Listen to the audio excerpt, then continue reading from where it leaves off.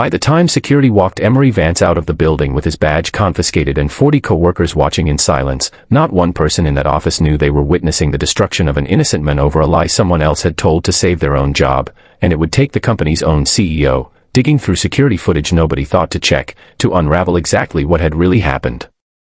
Before we continue, if you believe in kindness and second chances, take a moment to like this video, drop a comment, share it with someone who needs hope today, and subscribe to Kindness Inspire, because this story is about to remind you that truth has a way of surfacing, even when it takes far longer than it should. Emery was 34 years old, a logistics coordinator at Holloway Freight Solutions, a mid-sized shipping company where he'd worked steadily for 6 years, raising his daughter Clementine alone since his wife's sudden death from an aneurysm 3 years earlier. He was the kind of employee managers rarely noticed precisely because he never gave them reason to, punctual, reliable, quietly competent, the sort of person whose consistency became invisible simply because it never wavered. He'd built his entire schedule around Clementine's needs, arriving early so he could leave promptly at 5 to pick her up from after-school care, a routine everyone in the office understood and had, for years, respected without complaint. The trouble began when a significant discrepancy was discovered in a shipping manifest system, nearly $40,000 in inventory that had seemingly vanished from records over a period of months, the kind of loss that immediately triggered an internal investigation and considerable panic among department heads. The actual responsible party was a coworker named Percival Ashwood, a warehouse supervisor who had been quietly diverting shipments to a side operation he'd built with an outside contact, carefully falsifying records to cover his tracks. When the discrepancy surfaced and investigators began asking pointed questions, Percival, cornered and desperate to protect himself, pointed suspicion toward Emery, claiming he'd noticed Emery accessing restricted manifest systems after hours on several occasions, behavior he framed as suspicious despite having no actual evidence to support the accusation. The claim spread through the office with the particular speed that rumors acquire when they're attached to fear about missing money. Emery's supervisor, a stressed and overwhelmed man named Bartholomew Hayes who was under considerable pressure from corporate to identify a responsible party quickly, seized on Percival's claim almost immediately, perhaps relieved to have any answer at all rather than face further scrutiny of his own department's oversight failures. Emery was called into a meeting without warning, informed of the accusation, and given almost no opportunity to properly defend himself before being placed on immediate suspension pending further investigation, a phrase that in practice meant his reputation collapsed within the space of a single afternoon. What followed was among the most disorienting periods of Emery's adult life. Colleagues who had worked alongside him for years suddenly avoided eye contact in the break room. Whispered conversations stopped abruptly when he entered shared spaces. He tried explaining, repeatedly, to anyone who would listen, that he had never once accessed any system outside his normal responsibilities, that the accusation made no logical sense given his actual job duties, but grief and desperation had made him appear, to observers already primed to suspect him, exactly like a man protesting too much. 3 weeks into his suspension, with no resolution in sight and his daughter Clementine beginning to ask why he was home so often and why he seemed so sad, Holloway Freight Solutions terminated his employment entirely, citing loss of trust without ever producing concrete evidence, since none, of course, actually existed. Emery left that final meeting in a fog, walking to his car in the parking lot with the particular hollow devastation of a man who had done nothing wrong and had no idea how to prove it.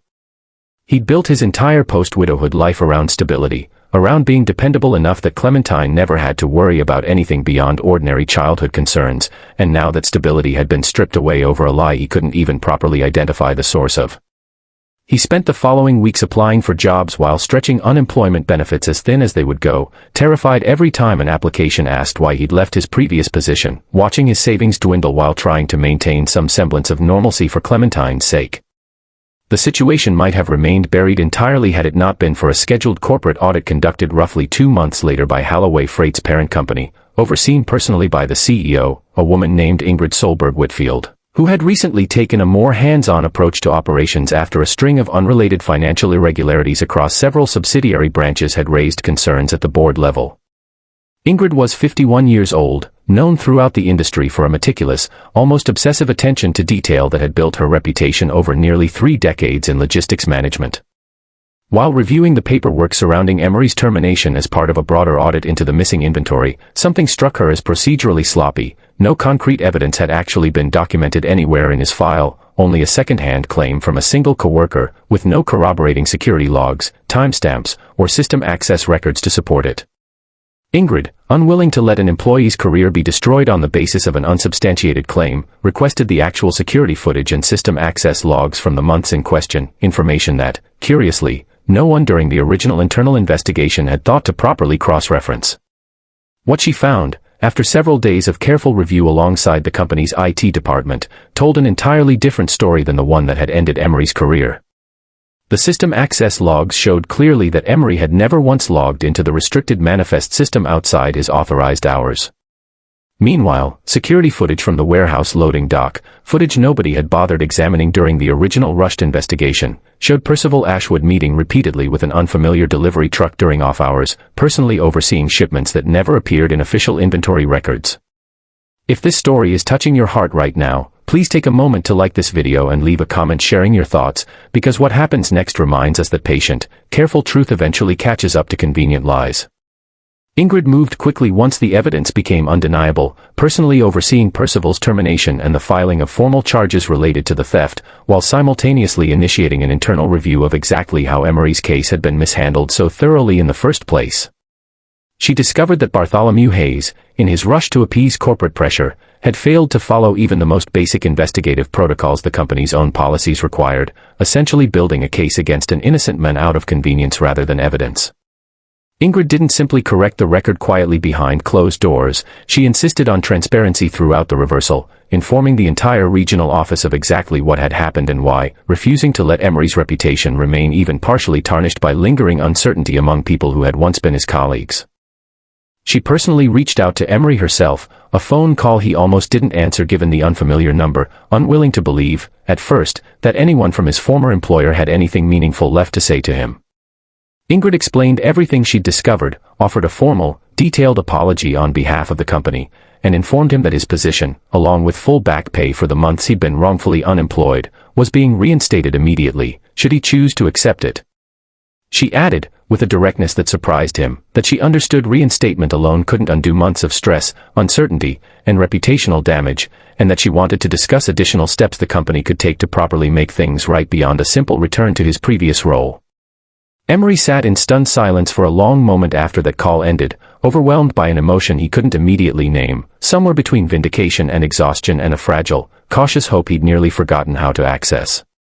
He thought of Clementine, asleep in the next room, of the months he'd spent trying to shield her from his own fear while quietly terrified about their future, and he felt, for the first time in what seemed like forever, the beginning of solid ground returning beneath his feet. Before this story ends, if it moved you even a little, please comment the word truth below, because sometimes the most powerful thing anyone can do for another person is simply refuse to accept a convenient lie without checking the evidence first. Emery returned to Holloway Freight Solutions the following week, welcomed back not with the awkward silence that had characterized his final weeks there, but with genuine, visible relief from colleagues who had quietly doubted the accusations against him all along but hadn't known how to intervene. Ingrid, true to her word, didn't stop at reinstatement. She personally recommended him for a promotion into a regional coordination role he'd been quietly qualified for years, one that came with better hours, better pay, and schedule flexibility that made his life with Clementine considerably easier to manage. She also implemented company-wide changes to investigation protocols, ensuring no employee could ever again be terminated based on unverified accusations without proper documented evidence, a policy shift that became something of a case study within the broader company for how seriously leadership needed to take due process. Emery and Ingrid developed an unexpected, genuine mutual respect over the following months, one rooted not in the circumstances that had brought them together but in the shared values that had ultimately resolved the situation properly. She checked in periodically, not out of obligation but out of authentic interest in how he and Clementine were doing, and eventually became something of an informal mentor as he settled into his new role, offering guidance drawn from her own decades of navigating an industry that didn't always reward quiet competence the way it should.